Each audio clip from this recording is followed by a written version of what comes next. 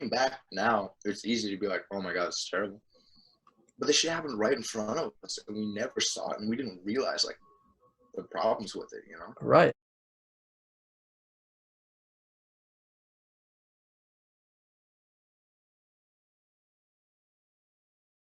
I mean, yeah, people would say like that's gay all the time.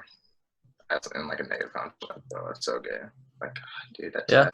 Which like I didn't realize it when I was younger. Like growing up, it's just what we said. Like it's just like I didn't realize I never thought like, oh, by saying that's gay, it's gonna make someone who's gay Yeah. feel bad if they're associate or like it's just gonna make us associate gay things with being bad.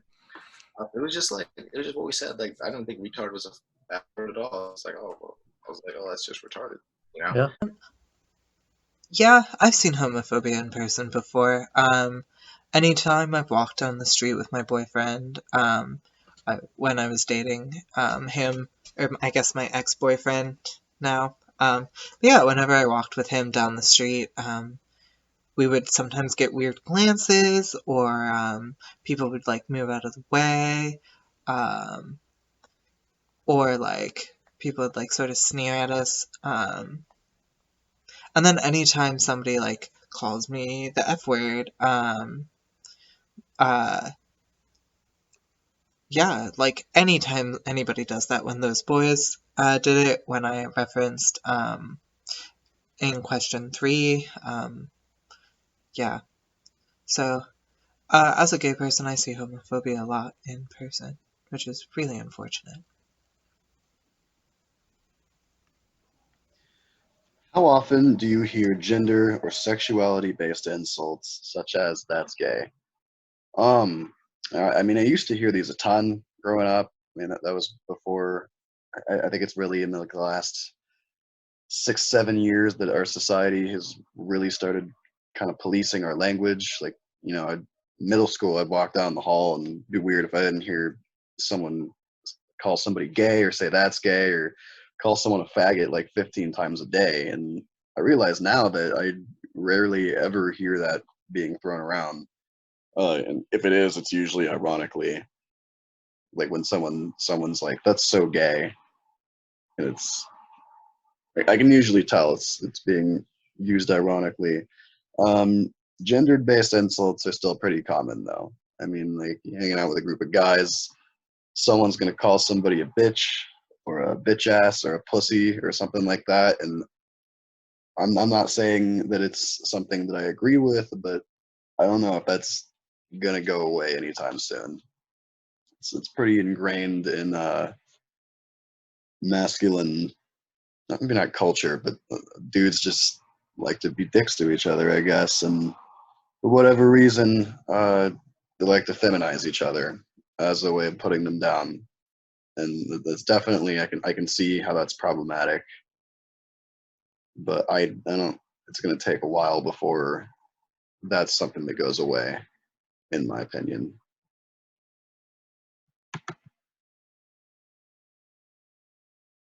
I remember like learning about like the women's rights movement and like getting the right to vote in like history class. But like this conversation we're having right now, that never happened in high school. It happened in college, but like I'm not in like the like women and gender studies courses. But I'm not really in those. I was STEM up until like last semester, so Um, I do also think that talking about this in schools would LGBTQ would in schools be a positive, just because if you're part of that group or your parents are same-sex marriage, sometimes it's difficult to cope with going in and seeing life in a different way and never being like your type of life being brought up.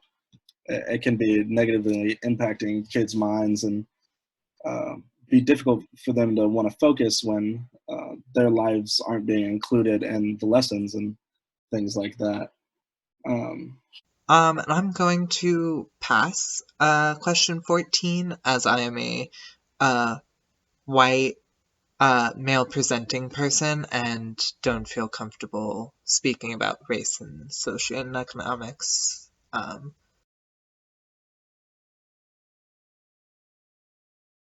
Yeah, I think it's just because like people are scared of being like saying something wrong a lot of the time. Like I think like as a white person, I definitely have like a fear of being labeled as racist or accidentally saying something that is racist. I'm like, well, fuck, like I'm not. I'm like, no, I'm not a racist person. Like I don't try and like, go out and say racist things, but like I don't like when we talk about these things, it feels like it's safer to just not say anything. Because I'm like, oh, like a lot of times, like if we're talking like minority issues and stuff, I'm like, well, I'm just a straight white dude. Like I don't really feel like I have a place to like say anything. Because like historically, people just like me have caused all these problems and like created these institutions to discriminate against these people. So I'm like, fuck, like I don't even. I'm like, do I even like have? Am I in a position to comment and respond on this? Like, I don't want to say anything that's offensive.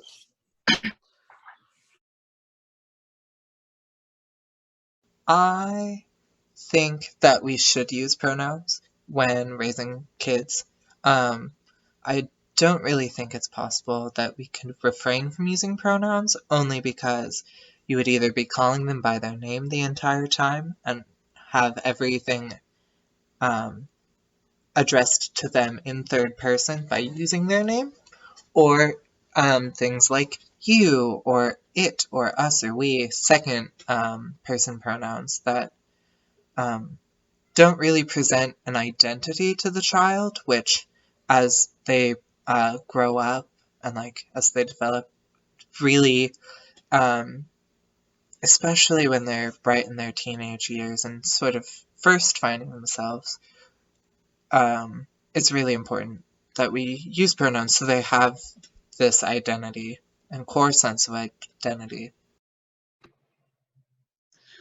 Should we not do gender by trying to refrain from pronouns and raising kids without it? And is this even possible? Um, I believe that we should keep gender. It's a system that's been in place for forever, pretty much. That being said, I absolutely believe that we should let people make their own decisions about what their pronouns are, what gender they identify as. I fully support that. I just don't really, I don't believe that it would be possible for humanity to let go of something that we've had in place for so long. And even if we did try, there would be a lot of people who wouldn't go along with it. I don't ever see it us getting rid of it. I think parents don't want their kids being exposed to the thought of expanded genders or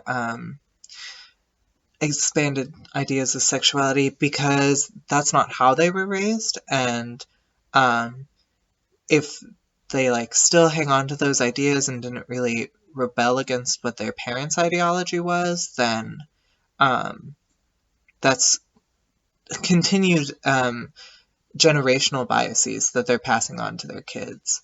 Um, and then they're just like, they're scared of it or they just don't understand it, so they're scared of it, um, is another reason.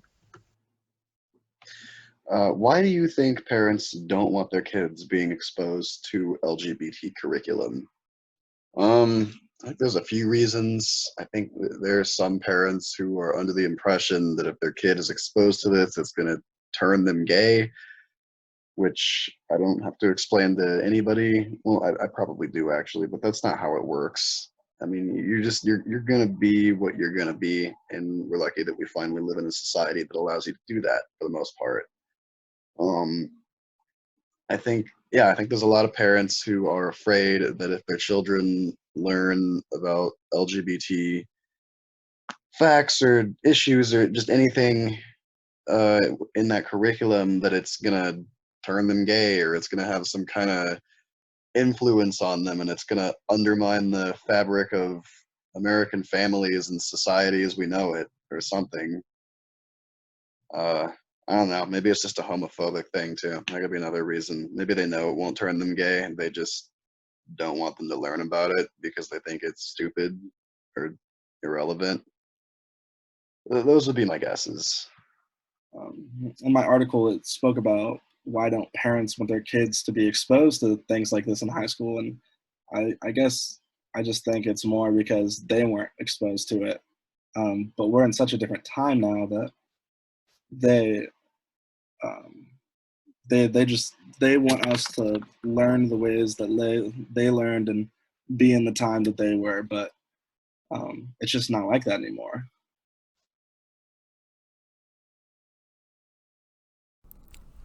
In one of the articles we read this semester, the analogy of a bird cage was used to describe how all the problems minorities face come together to form this prison that keeps them trapped.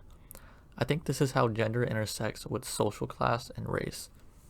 The problems we've been talking about individually may not be impossible or even necessarily hard to circumvent, but when all these things come together and race issues as well as social issues come into play as well, it becomes truly insurmountable for people, and it becomes incredibly hard for us as a society to fix or overrule these things.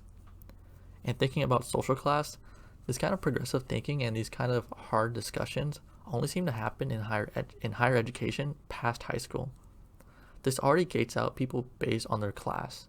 Their parents can't know better and they can't teach better when they can't even afford to learn better.